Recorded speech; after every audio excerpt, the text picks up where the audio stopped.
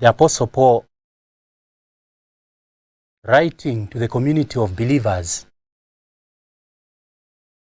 in the city-state of Corinth, using their language, using the concepts in their culture, he expresses to them and explains the relationship with God, the relationship with Jesus Christ, though he does not do that directly.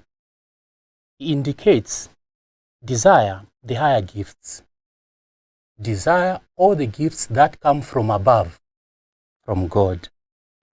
And he insists that then I'll show you the concrete way in which those gifts of God work in the community of those that believe and adhere to him. Firstly, he speaks of, if I were to possess the capacity to speak the tongues of men and of angels, this does not benefit the community of believers. It does not benefit me, my family. It does not benefit those that are near me. Of course, what does this mean? It means that those gifts that are given for personal proclamation of God's greatness, sometimes they are only functional. In this community of Corinth, of course, as we may know, the word love is expressed expressively in three different ways, differently from us who proclaim it in the modern languages with only one concept. In Greek, they have the way to express the relationship between parents and children. In Greek, they have another form of expressing the relationship between neighbors, between those that are not related. They also have another form that expresses the exclusive love between two persons, male and female, who are in this possibility of living even the conjugal affection. For us Christians that are listening to St. Paul, as we aspire for the gifts that come from God, St. Paul indicates that love reigns forever, because it is out of love that in a concrete way we shall know how to relate between ourselves. It's out of this affection that we have one towards one another that we shall have the capacity to relate as friends. In the political society, it is out of this affection that we have that we shall have the possibility of relating in the family, and that community is slowly going to that domestic community where we shall find that the community of believers starts with man and woman that are in this affection, and the fruit of their affection is called the fruit of love, the children. And the communities of families that come together, they form the community of believers, and is speaking to them, all of them, where you don't exclude love for the spouse, love for the children, parents towards children, and love for everyone. And because that, in a concrete way, as we live amongst us, love endures, love is prudent, and everything that it indicates. Other gifts may come to cease, but love will never cease.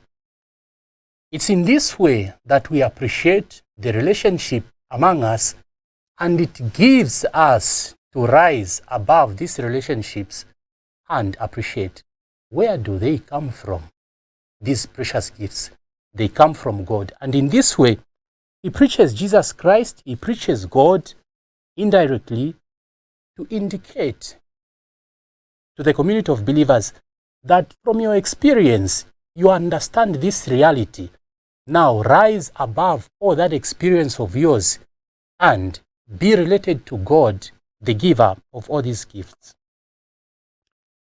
In a similar way, Jesus Christ does not talk about spiritual gifts. He talks about his relationship with the society where he lives. He is rebuking in some way those who were complaining about his approach, and insists that when John the Baptist was living the way of penance, he was living what we can call austerity measures so as to purify himself. You did not accept him because of his austerity. But when the Son of Man, Jesus Christ, goes into those despised, you call him other names instead of believing him.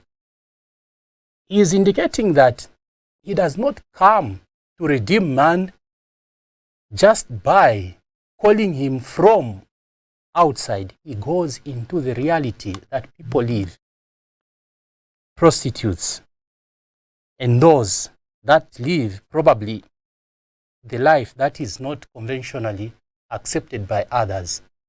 He does not do anything that can harm their life. He enters into them. He enters into them calling to be accepted and welcomed. And that is where his way ordinarily of living life, he shall preach the love of God.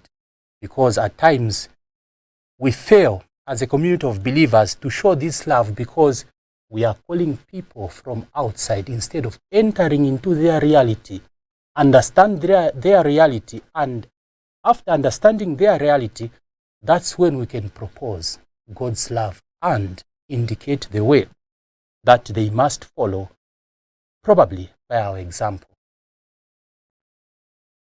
The Holy Spirit will help us to understand others in their difficult situations and will help us to enter into their lives so that they can feel this affection and appreciate God's love.